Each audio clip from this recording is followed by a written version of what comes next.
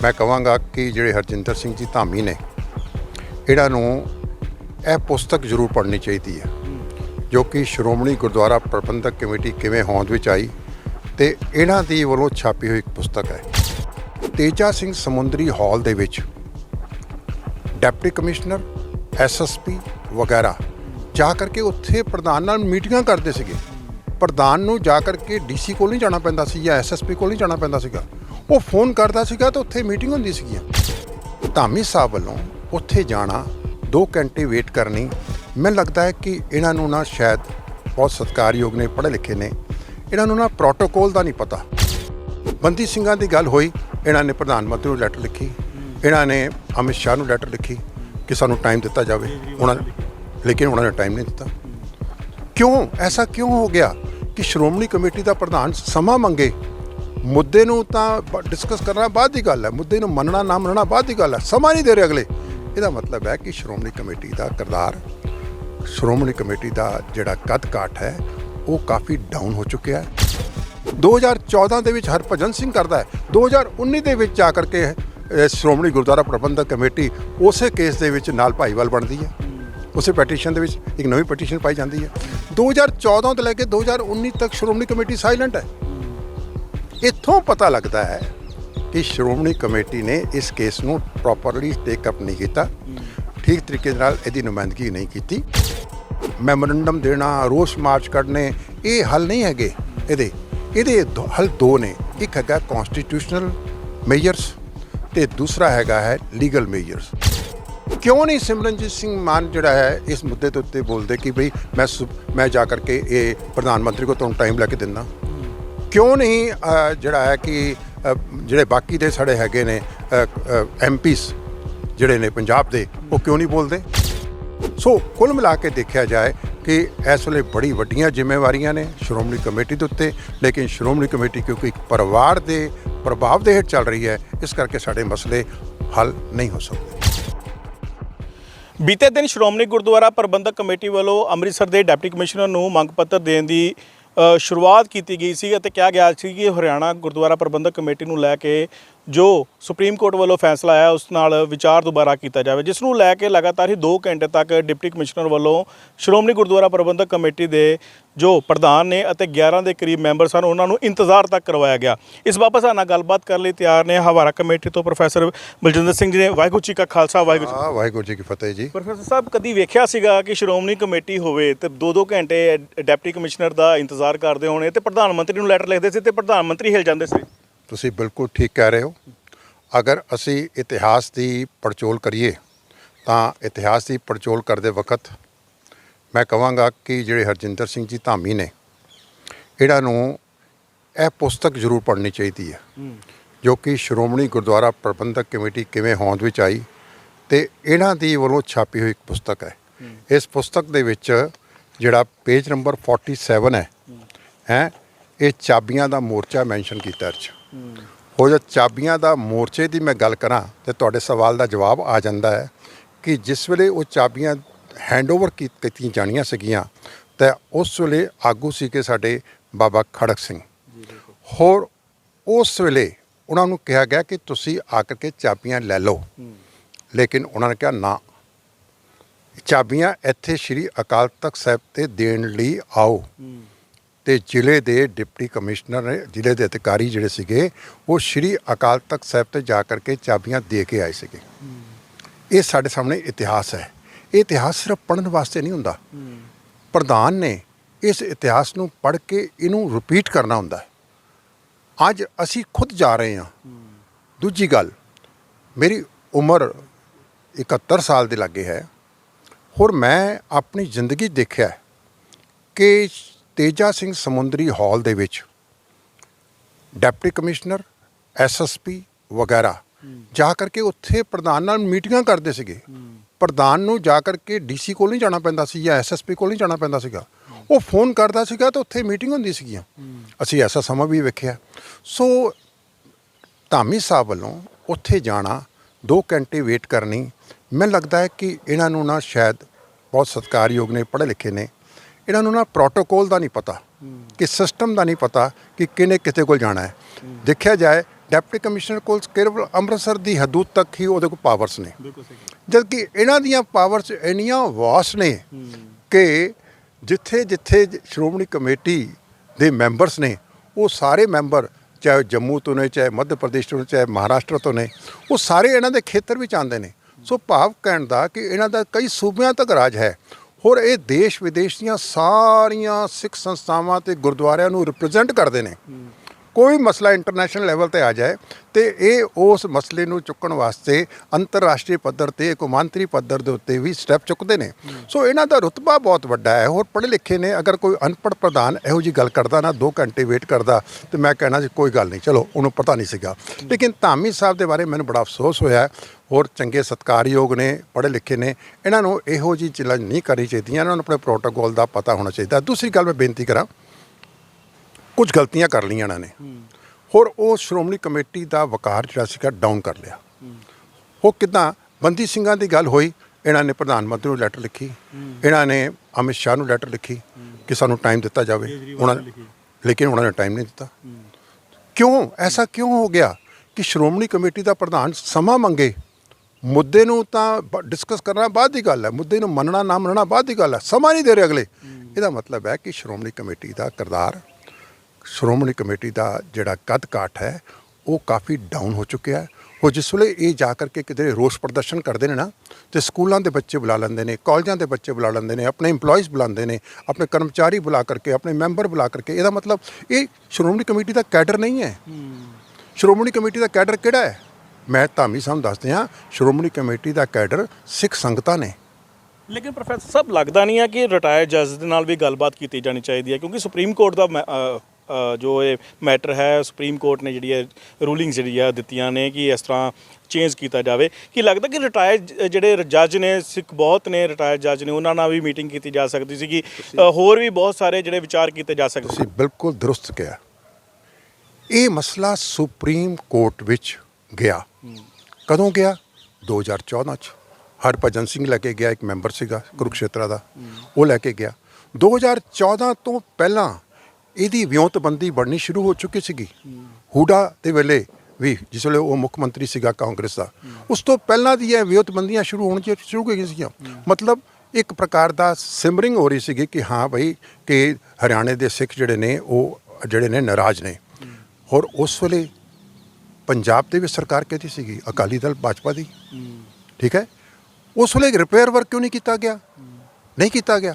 2014 ਦੇ ਵਿੱਚ ਇਹ ਪ੍ਰੋਗਰਾਮ ਜਿਹੜਾ ਸੀਗਾ, ਇਹ ਰੈਜ਼ੋਲੂਸ਼ਨਸ ਪਾਸ ਹੋ ਗਿਆ, ਅਸੈਂਬਲੀ ਚੋਂ ਨਿਕਲ ਗਿਆ। 2014 ਦੇ ਵਿੱਚ ਹਰਭਜਨ ਸਿੰਘ ਕਰਦਾ ਹੈ। 2019 ਦੇ ਵਿੱਚ ਜਾ ਕਰਕੇ ਸ਼੍ਰੋਮਣੀ ਗੁਰਦੁਆਰਾ ਪ੍ਰਬੰਧਕ ਕਮੇਟੀ ਉਸੇ ਕੇਸ ਦੇ ਵਿੱਚ ਨਾਲ ਭਾਈਵਾਲ ਬਣਦੀ ਹੈ। ਉਸੇ ਪੈਟੀਸ਼ਨ ਦੇ ਵਿੱਚ ਇੱਕ ਨਵੀਂ ਪੈਟੀਸ਼ਨ ਪਾਈ ਜਾਂਦੀ ਹੈ। 2014 ਤੋਂ ਲੈ ਕੇ 2019 ਤੱਕ ਸ਼੍ਰੋਮਣੀ ਕਮੇਟੀ ਸਾਇਲੈਂਟ ਹੈ। ਇੱਥੋਂ ਪਤਾ ਲੱਗਦਾ ਹੈ ਕਿ ਸ਼੍ਰੋਮਣੀ ਕਮੇਟੀ ਨੇ ਇਸ ਕੇਸ ਨੂੰ ਪ੍ਰੋਪਰਲੀ ਟੇਕ ਅਪ ਨਹੀਂ ਕੀਤਾ, ਠੀਕ ਤਰੀਕੇ ਨਾਲ ਇਹਦੀ ਨੁਮਾਇੰਦਗੀ ਨਹੀਂ ਕੀਤੀ।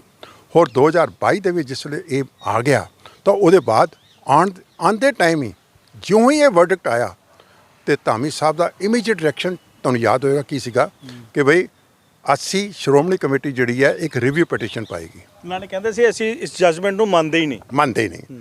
ਹੁਣ ਅੱਜ ਕੀ ਹੈ ਕਿ ਅਮਿਤ ਸ਼ਾਹ ਨੂੰ ਕਿਹਾ ਜਾ ਰਿਹਾ ਹੈ ਕਿ ਤੁਸੀਂ ਇੱਕ ਰਿਵਿਊ ਪਟੀਸ਼ਨ ਪਾਓ। ਉਹ ਕਿਸ ਤਰ੍ਹਾਂ ਪਾ ਸਕਦੇ? ਹਰਿਆਣਾ ਦੀ ਸਰਕਾਰ ਤੇ ਉਹਨਾਂ ਦੀ ਹੈ। ਸਵਾਲ ਪੈਦਾ ਉੱਠਦਾ ਹੈ, ਅਮਿਤ ਸ਼ਾਹ ਕੌਣ ਹੈ? ਅਮਿਤ ਸ਼ਾਹ ਭਾਜਪਾ ਦਾ ਹੈ। ਭਾਜਪਾ ਕਿਹਦੀ ਹੈ? ਨਾਗਪੁਰ ਤੋਂ ਆਈ ਹੈ। ਤੇ ਸਾਡੇ ਵਿੱਚ ਖੇਰੂ ਕੌਣ ਕਰ ਰਿਹਾ ਹੈ? ਕਾਂਗਰਸ ਤੇ ਭਾਜਪਾ। ਸੋ ਸਾਰਾ ਕੁਝ ਕੁੱਲ ਮਿਲਾ ਕਰਕੇ ਇਹ ਸਾਰਾ ਕੁਝ ਇਹ ਵਰਡਿਕਟ ਦੇ ਵਿੱਚ ਭਾਜਪਾ ਦਾ ਰੋਲ ਵੀ ਹੈ, ਕਾਂਗਰਸ ਦਾ ਰੋਲ ਵੀ ਹੈ ਸਾਨੂੰ ਕਮਜ਼ੋਰ ਕਰਨ ਦੇ ਵਿੱਚ। ਸੋ ਇਹ ਅਮਿਤ ਸ਼ਾਹ ਨੂੰ ਇਹ ਕਹਿ ਰਹੇ ਨੇ ਕਿਉਂ ਨਹੀਂ ਇਹ ਜਿਹੜਾ ਹੈ ਕਿ ਰਿਵਿਊ ਪਟੀਸ਼ਨ ਪਾ ਕੇ, ਇਹਦੇ 2 ਹੀ ਹੱਲ ਨੇ ਜੀ। ਇਹਦੇ ਮੈਮੋਰੰਡਮ ਦੇਣਾ, ਰੋਸ ਮਾਰਚ ਕੱਢਣੇ, ਇਹ ਹੱਲ ਨਹੀਂ ਹੈਗੇ।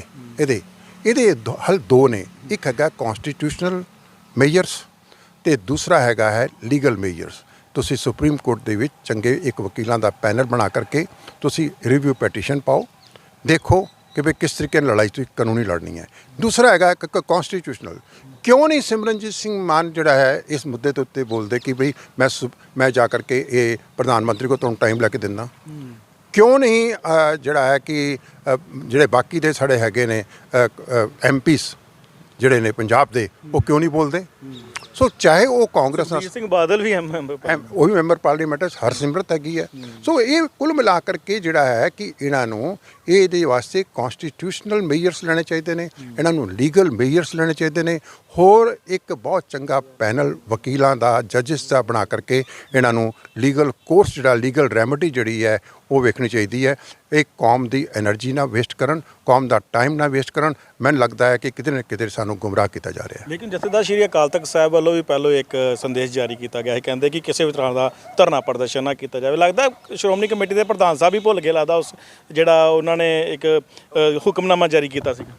ਦੇਖੋ ਇਹ ਜੋ ਕੁਛ ਵੀ ਪ੍ਰੋਗਰਾਮ ਹੋ ਰਿਹਾ ਨਾ, ਮੈਨੂੰ ਲੱਗਦਾ ਹੈ, ਮੇਰਾ ਆਪਣਾ ਸੋਚਣਾ ਹੈ ਕਿ ਸਰਦਾਰ ਪ੍ਰਕਾਸ਼ ਸਿੰਘ ਬਾਦਲ ਨੇ ਅਡਵਾਨੀ ਦੇ ਟਾਈਮ 'ਤੇ ਨਾ ਨਾਗਪੁਰ ਤੋਂ ਨਾਮ ਲਿਆ ਸੀਗਾ। RSS ਦਾ ਨਾਮ ਹੁੰਦਾ ਨਾ, ਨਾਮ ਬਾਬਿਆਂ ਨਾਮ ਲੈਂਦੇ ਨੇ, ਇਹ ਨਾਗਪੁਰ ਤੋਂ ਨਾਮ ਲੈ ਕੇ ਆਏ ਨੇ ਪਿਓ ਪੁੱਤਰ। ਹੁਣ ਇਹ ਉਹਨਾਂ ਨੂੰ ਨਾਰਾਜ਼ ਨਹੀਂ ਕਰਨਾ ਚਾਹੁੰਦੇ, ਉਹਨਾਂ ਨਾਲ ਲਕੀਰ ਖਿੱਚ ਕੇ ਲੜਾਈ ਨਹੀਂ ਲੜ ਸਕਦੇ ਇਹ ਲੋਕ। ਇਹ 'ਚ ਇਹਨਾਂ 'ਚ ਇੰਨੀਆਂ ਕਮਜ਼ੋਰੀਆਂ ਨੇ। ਹੋਰ ਉਹ ਜਿਹੜਾ ਗਠਬੰਧਨ ਸੀਗਾ ਜੋ ਕਿ 25 ਸਾਲ ਰਿਹਾ ਭਾਜਪਾ ਦਾ, ਅਕਾਲੀਆਂ ਦਾ, 9 ਮਾਸ ਦਾ ਰਿਸ਼ਤਾ, ਹਾਂ 9 ਮਾਸ ਦਾ ਰਿਸ਼ਤਾ, ਉਹ 9 ਮਾਸ ਦੇ ਰਿਸ਼ਤੇ ਦੇ ਨੇ ਸਾਡੇ ਸਿੱਖ ਸਿਧਾਂਤਾਂ ਨੂੰ ਖੇਰੂ ਕੀਤਾ ਹੈ, ਸਾਡੀਆਂ ਸਿੱਖ ਸੰਸਥਾਵਾਂ ਦੇ ਵਿੱਚ ਘੁਸਪੈਠ ਹੋ ਚੁੱਕੀ ਹੈ। ਸੋ ਕੁੱਲ ਮਿਲਾ ਕਰਕੇ ਮੈਂ ਸਮਝਦਾ ਕਿ ਜਿਹੜੇ ਸ਼੍ਰੋਮਣੀ ਗੁਰਦੁਆਰਾ ਪ੍ਰਬੰਧਕ ਕਮੇਟੀ ਨੇ ਹਰਿਆਣਾ ਸਿੱਖ ਗੁਰਦੁਆਰਾ ਪ੍ਰਬੰਧਕ ਕਮੇਟੀ ਦੇ ਸੰਬੰਧ ਵਿੱਚ ਜੋ ਪੈਂਚੜਾ ਅਡਾਪਟ ਕੀਤਾ ਹੈ ਕਿ ਵੀ ਜਿਵੇਂ ਕਿ ਹੁਣ 7 ਤਰੀਕ ਨੂੰ ਪ੍ਰੋਗਰਾਮ ਕਰਨ ਜਾ ਰਹੇ ਨੇ ਕਿ ਗੁਰਦੁਆਰਾ ਮੰਜੀ ਸਾਹਿਬ ਤੋਂ ਅੰਬਾਲੇ ਤੋਂ ਚੱਲਾਂਗੇ, ਤਲਵੰਡੀ ਸਾਬੋ ਤਖਤ ਤੋਂ ਚੱਲਾਂਗੇ, ਫਿਰ ਅਸੀਂ ਕੇਸਗੜ੍ਹ ਸਾਹਿਬ ਤੋਂ ਚੱਲਾਂਗੇ, ਸਾਰਾ ਕੁਝ ਆ ਕਰਕੇ ਅਕਾਲ ਤਖਤ 'ਤੇ ਸਮਾਪਤੀ ਹੋਏਗੀ। ਕੀ ਅਕਾਲ ਤਖਤ ਨੇ ਮਸਲਾ ਹੱਲ ਕਰਨਾ ਹੈ? ਜਿੱਥੇ ਤੱਕ ਅਰਦਾਸ ਕਰਨ ਦਾ ਸਵਾਲ ਹੈ, ਤੁਸੀਂ ਇੱਥੋਂ ਅਰਦਾਸ ਕਰਕੇ ਦਿੱਲੀ ਨੂੰ ਕੁਝ ਕਰ ਜਾਓ। ਬਿਲਕੁਲ ਸਹੀ ਗੱਲ। ਦਿੱਲੀ 'ਚ ਅਗਰ ਬੈਠ ਕੇ ਹੋ ਸਕਦਾ ਸੀਗਾ ਕਿਸਾਨੀ ਅੰਦੋਲਨ ਦਾ ਹੱਲ ਨਿਕਲ ਸਕਦਾ, ਤੇ ਇਹਦਾ ਵੀ ਨਿਕਲ ਸਕਦਾ, ਤੇ ਇਹਦਾ ਵੀ ਨਿਕਲ ਸਕਦਾ ਸੀਗਾ। ਸੋ ਕੁੱਲ ਮਿਲਾ ਕਰਕੇ ਸੁਪਰੀਮ ਕੋਰਟ ਦੇ ਕੋਲ ਜਿਸ ਵੇਲੇ ਤੁਸੀਂ ਜਾਣਾ ਹੈ, ਸੁਪਰੀਮ ਕੋਰਟ ਦੇ ਵਾਸਤੇ ਮੈਮੋਰੈਂਡਮ ਮੈਟਰ ਨਹੀਂ ਕਰਦੇ, ਯਾਦ ਰੱਖਣਾ। ਰੋਸ ਮਾਰਚ ਮੈਟਰ ਨਹੀਂ ਕਰਦੇ। ਸੁਪਰੀਮ ਕੋਰਟ ਰੋਸ ਐਂਟੀ ਹੋ ਜਾਂਦੀ ਹੈ ਸੁਪਰੀਮ ਕੋਰਟ। ਹਾਂ, ਉਹ ਰੋਸ ਮਾਰਚਾਂ ਦੇ ਨਾਲ ਸੁਪਰੀਮ ਕੋਰਟ ਦੇ ਵਰਡਿਕਟ ਚੇਂਜ ਨਹੀਂ ਹੁੰਦੇ। ਇਹ ਪ੍ਰੋਟੈਸਟ ਮਾਰਚ ਦੇ ਨਾਲ ਨਹੀਂ ਹੋਣਗੇ, ਇਹ ਕਿਸੇ ਪ੍ਰਕਾਰ ਦੇ ਮੈਮੋਰੈਂਡਮ ਨਾਲ ਨਹੀਂ ਹੋਣ ਲੱਗੇ। ਇਹਦੇ ਵਿੱਚ ਤਾਂ ਲੀਗਲ ਕੋਰਸ ਹੀ ਅਡਾਪਟ ਕਰਨਾ ਪਏਗਾ, ਹੋਰ ਅਵੇਅਰਨੈਸ ਪੈਦਾ ਕਰਨੀ ਪਏਗੀ। ਲੇਕਿਨ ਪ੍ਰੋਫੈਸਰ ਸਾਹਿਬ 2014 ਦੀ ਤੁਸੀਂ ਗੱਲ ਕੀਤੀ, ਉਸ ਟਾਈਮ ਤੇ ਮਨਮੋਹਨ ਸਿੰਘ ਦੀ ਉੱਪਰ ਗਵਰਨਮੈਂਟ ਸੀਗੀ, ਮਨਮੋਹਨ ਸਿੰਘ ਪ੍ਰਧਾਨ ਮੰਤਰੀ ਸੀਗੇ। ਕੀ ਲੱਗਦਾ ਕਿ ਉਹਦਾ ਵੀ ਫਾਇਦਾ ਮਿਲਦਾ ਸੀ ਕਿਉਂਕਿ ਸਿੱਖਾਂ ਦੀ ਆਸਥਾ ਜੁੜੀ ਹੈ ਸੱਚਖੰਡ ਸ੍ਰੀ ਦਰਬਾਰ ਸਾਹਿਬ ਦੇ ਨਾਲ ਔਰ ਗੁਰਦੁਆਰਾ ਸਾਹਿਬਾਂ ਦੇ ਨਾਲ? ਕਿ ਲੱਗਦਾ ਕਿ ਕਾਂਗਰਸ ਉਸ ਸਮੇਂ ਸੌਫਟ ਨਜ਼ਰ ਆ ਰਹੀ ਸੀਗੀ, ਲੇਕਿਨ ਬੇਸ਼ੱਕ ਅਕਾਲੀ ਦਲ ਨੇ ਨਹੀਂ ਪਰਸਿਊ ਕੀਤਾ ਚੰਗੀ ਤਰ੍ਹਾਂ, ਲੇਕਿਨ ਲੱਗਦਾ ਕਿ ਇਹ ਜਿਹੜੀਆਂ ਚੀਜ਼ਾਂ ਨੇ ਕਿਤੇ ਨਾ ਕਿਤੇ ਸੌਫਟ ਕਾਰਨਰ ਸੀਗੀਆਂ। ਤੁਸੀਂ ਠੀਕ ਕਹਿ ਰਹੇ ਹੋ। ਮੈਂ ਸਮਝਦਾ ਕਿ ਬਈ 2014 ਵਿੱਚ ਜਿਸ ਵੇਲੇ ਹਰਭਜਨ ਸਿੰਘ ਨੇ ਇਹ ਕੇਸ ਪਾਇਆ ਸੀਗਾ ਆਪਣੇ ਸੁਪਰੀਮ ਕੋਰਟ ਦੇ ਵਿੱਚ, ਤਾਂ ਉਹਦੇ ਬਾਅਦ ਅਸੀਂ ਕੌਮ ਦੇ ਵਿੱਚ ਇੱਕ ਅਵੇਅਰਨੈਸ ਪੈਦਾ ਨਹੀਂ ਕਰ ਸਕੇ। ਇੱਕ ਸੋਸ਼ਲ ਤੇ ਪੋਲੀਟੀਕਲ ਐਂਡ ਰਿਲੀਜੀਅਸ ਪ੍ਰੈਸ਼ਰ ਜਿਹੜਾ ਸੀਗਾ, ਅਸੀਂ ਉਸ ਟੈਂਪੋ ਨੂੰ ਬਣਾ ਨਹੀਂ ਸਕੇ। ਹੋਰ ਜਿਹਦੇ ਕਰਕੇ ਮੈਂ ਸਮਝਦਾ ਕਿ ਅੱਜ ਸਾਨੂੰ ਇਹ ਹਾਲਾਤ ਵੇਖਣੇ ਪਏ, ਕਿਉਂਕਿ ਜੇਕਰ ਅਸੀਂ ਕੋਈ ਇਹੋ ਜਿਹਾ ਪ੍ਰੈਸ਼ਰ ਬਿਲਡਅਪ ਕੀਤਾ ਹੁੰਦਾ, ਇਹੋ ਜਿਹੀ ਅਵੇਅਰਨੈਸ ਪੈਦਾ ਕੀਤੀ ਹੁੰਦੀ, ਤਾਂ ਮੈਨੂੰ ਲੱਗਦਾ ਹੈ। ਲੇਕਿਨ ਅੰਦਰ ਖਾਤੇ ਮੈਨੂੰ ਲੱਗਦਾ ਹੈ ਕਿ ਕਿਧਰੇ ਨਾ ਕਿਧਰੇ ਅੱਜ ਦੀ ਡੇਟ ਵਿੱਚ ਵੀ ਟੌਪ ਦੀ ਜਿਹੜੀ ਸਾਡੀ ਅਕਾਲੀ ਲੀਡਰਸ਼ਿਪ ਹੈਗੀ, ਪਰਿਵਾਰ ਹੈਗਾ ਹੈ, ਉਹਦਾ ਨਾਗਪੁਰ ਦੇ ਪ੍ਰਤੀ ਇੱਕ ਸੌਫਟ ਕਾਰਨਰ ਹੈ। ਲੱਗਦਾ ਉਹਨਾਂ ਨੂੰ ਖੁਸ਼ ਕਰਨ ਦੀ ਕੋਸ਼ਿਸ਼ ਕੀਤੀ ਜਾ ਰਹੀ ਹੈ। ਬਿਲਕੁਲ ਸੌਫਟ ਕਾਰਨਰ ਹੈ ਜੀ, ਤਾਂ ਹੀ ਕਰਕੇ ਮੈਂ ਕਹਿ ਰਿਹਾ। ਔਰ ਇਹ ਸਾਰਾ ਕੁਝ ਦੇ ਵਿੱਚੋਂ, ਇਹ ਮੈਮੋਰੈਂਡਮ ਦੇਣ ਦੇ ਵਿੱਚੋਂ ਕੁਝ ਵੀ ਨਹੀਂ ਨਿਕਲੇਗਾ।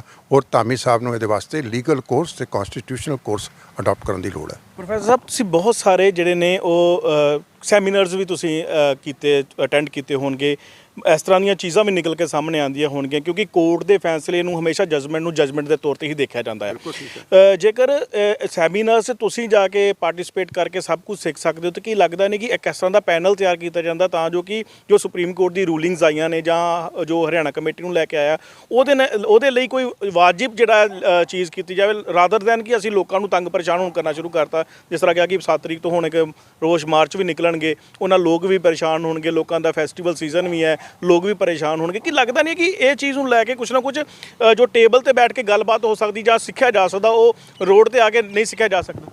ਦੇਖੋ, ਮੈਂ ਪਹਿਲਾਂ ਕਿਹਾ ਤੁਹਾਨੂੰ ਕਿ ਇਹ ਰੋਸ ਮਾਰਚ ਜਿਹੜੇ ਕੱਢੇ ਜਾਣਗੇ, ਵੱਖ-ਵੱਖ ਥਾਵਾਂ ਤੋਂ ਕੱਢੇ ਜਾ ਰਹੇ ਨੇ। ਹੋ ਸਕਦਾ ਹੈ ਕਿ ਇਹਨਾਂ ਦੇ ਖਰਚੇ ਜਿਹੜੇ ਨੇ ਗੁਰੂ ਦੀ ਗੋਲਕ 'ਤੇ ਵੀ ਪੈਣ। ਤਾਂ ਇਹ ਕੁੱਲ ਮਿਲਾ ਕਰਕੇ ਜਿਹੜਾ ਹੈ ਨਾ, ਇੱਕ ਮੈਂ ਕਹਿਣਾ ਕਿ ਗਲਤ ਦਿਸ਼ਾ ਵਾਲੇ ਪਾਸੇ ਜਿਹੜਾ ਨਾ ਇਹ ਪ੍ਰੋਗਰਾਮ ਉਲੀਕੇ ਗਏ ਨੇ, ਜਦਕਿ ਇਹ ਮਸਲਾ ਜਿਹੜਾ ਹੈ ਇਹ ਸੁਪਰੀਮ ਕੋਰਟ ਨਾਲ ਰਿਲੇਟਡ ਹੈ। ਔਰ ਇਹਦੇ ਵਾਸਤੇ ਜਿਹੜਾ ਹੈ ਕਿ ਅਗਰ ਕਿਸੇ ਤਰੀਕੇ ਦੇ ਨਾਲ ਇਹ ਸਾਨੂੰ ਅਗਰ ਸੁਪਰੀਮ ਕੋਰਟ ਤੱਕ ਵੀ ਗੱਲ ਕਰਨ ਦੀ ਲੋੜ ਹੈ, ਤਾਂ ਇਹਦੇ ਵਾਸਤੇ ਪ੍ਰੋਪਰ ਜਿਹੜਾ ਹੈ ਤਰੀਕਾ ਅਡਾਪਟ ਕਰਨਾ ਚਾਹੀਦਾ ਹੈ। Ministry of law and justice ਕੋਲ ਜਾਣਾ ਚਾਹੀਦਾ ਹੈ। ਇਸ ਦੇ ਇਲਾਵਾ ਸਾਨੂੰ ਵੱਖ-ਵੱਖ ਪਾਰਲੀਮੈਂਟ ਮੈਂਬਰਸ ਨੂੰ ਮਿਲਣਾ ਚਾਹੀਦਾ ਹੈ। ਰਿਟਾਇਰਡ ਜੱਜਿਸ ਦਾ, ਵਕੀਲਾਂ ਦਾ ਇੱਕ ਪੈਨਲ ਬਣਾਉਣਾ ਚਾਹੀਦਾ ਹੈ। ਉਹ ਲੋਕਾਂ ਦੇ ਵਿੱਚ ਵੀ ਇੱਕ ਅਵੇਅਰਨੈਸ ਪੈਦਾ ਕਰਨੀ ਚਾਹੀਦੀ ਹੈ। ਅੱਜ ਸ਼੍ਰੋਮਣੀ ਕਮੇਟੀ ਦੇ ਕੋਲ ਪੰਥਕ ਕੈਡਰ ਕੋਈ ਨਹੀਂ ਹੈਗਾ। ਉਹਨਾਂ ਕੋਲ ਸਿਰਫ ਉਹਨਾਂ ਦੇ EMPLOYEES ਤੇ ਉਹਨਾਂ ਦੇ ਮੈਂਬਰ ਹੀ ਉਹਨਾਂ ਦਾ ਕੈਡਰ ਹੈ। ਜਦਕਿ ਦੇਖਿਆ ਜਾਏ ਕਿ ਸ਼੍ਰੋਮਣੀ ਕਮੇਟੀ ਸਿੱਖ ਸੰਗਤ ਨੂੰ ਰਿਪਰੈਜ਼ੈਂਟ ਕਰਦੀ ਹੈ, ਨਾ ਕਿ EMPLOYEES ਨੂੰ ਤੇ ਨਾ ਹੀ ਵਿਦਿਆਰਥੀਆਂ ਨੂੰ। ਸੋ ਇਸ ਕਰਕੇ ਕਿਤੇ ਨਾ ਕਿਤੇ ਸ਼੍ਰੋਮਣੀ ਕਮੇਟੀ ਨੂੰ ਆਪਣਾ ਘਰ ਸਾਂਭਣ ਦੀ ਲੋੜ ਹੈ। ਧਾਮੀ ਸਾਹਿਬ ਨੂੰ ਇੱਕ ਦੂਰ ਅੰਦੇਸ਼ੀ ਦੇ ਨਾਲ ਇੱਕ ਲੀਗਲ ਤੇ ਕਨਸਟੀਟਿਊਸ਼ਨਲ ਮੇਜਰਸ ਅਡਾਪਟ ਕਰਨ ਦੀ ਲੋੜ ਹੈ। ਇਹੋ ਮੇਰੀ ਧਾਮੀ ਸਾਹਿਬ ਨੂੰ ਗੁਜ਼ਾਰਿਸ਼ ਵੀ ਹੈਗੀ ਹੈ, ਕਿਉਂਕਿ ਇਹਦੇ ਬਗੈਰ ਜਦ ਤੱਕ ਉਹ ਇਸ ਪਰਿਵਾਰ ਦੇ ਵਿੱਚੋਂ ਬਾਹਰ ਨਿਕਲ ਕੇ ਨਹੀਂ ਆਉਣਗੇ ਤੇ ਕੌਮੀ ਤੌਰ ਤੇ ਨਹੀਂ ਸੋਚਣਗੇ, ਮੈਨੂੰ ਲੱਗਦਾ ਹੈ ਕਿ ਇਹੋ ਜਿਹੀ ਸਮੱਸਿਆ ਦਾ ਹੱਲ ਨਹੀਂ ਹੋ ਸਕੇਗਾ। ਹੁਣ ਹਰਿਆਣਾ ਸਿੱਖ ਗੁਰਦੁਆਰਾ ਪ੍ਰਬੰਧਕ ਕਮੇਟੀ ਦੇ ਮਸਲੇ ਨੇ ਇਤਨਾ ਜ਼ਿਆਦਾ ਇਹਨਾਂ ਨੂੰ ਡੋਮੀਨੇਟ ਕਰਤਾ ਹੈ, ਇਤਨਾ ਜ਼ਿਆਦਾ ਇਹਨਾਂ ਨੂੰ ਸਟ੍ਰੈਸ ਦੇ ਦਿੱਤਾ ਹੈ ਧਾਮੀ ਸਾਹਿਬ ਨੂੰ ਕਿ ਅੱਜ ਉਹਨਾਂ ਦੇ ਦਿਮਾਗ ਵਿੱਚੋਂ ਬੰਦੀ ਸਿੰਘਾਂ ਦਾ ਮੁੱਦਾ ਜਿਹੜਾ ਹੈ ਉਹ ਠੰਡੇ ਬੱਸੇ ਵਿੱਚ ਚਲੇ ਗਿਆ।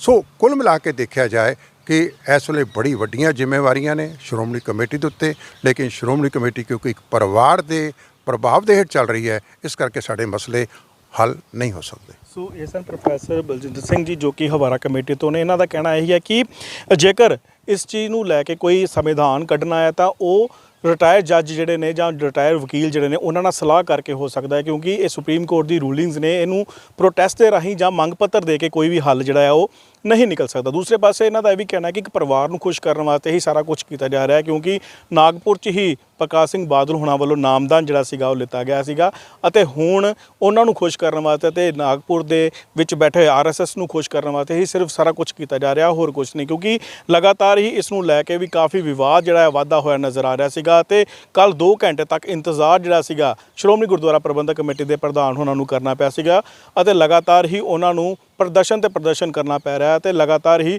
ਲੋਕ ਵੀ ਹੁਣ ਉੱਤੇ ਤੰਜ ਕੱਸਦੇ ਹੋਏ ਨਜ਼ਰ ਆ ਰਹੇ ਨੇ।